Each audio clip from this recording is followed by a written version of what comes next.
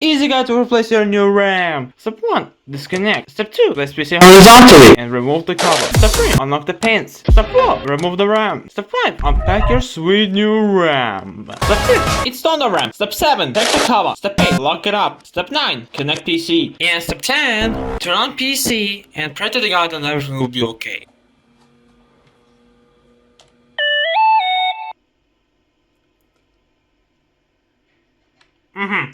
I'm very much sure that I got a lot of RAM for that one.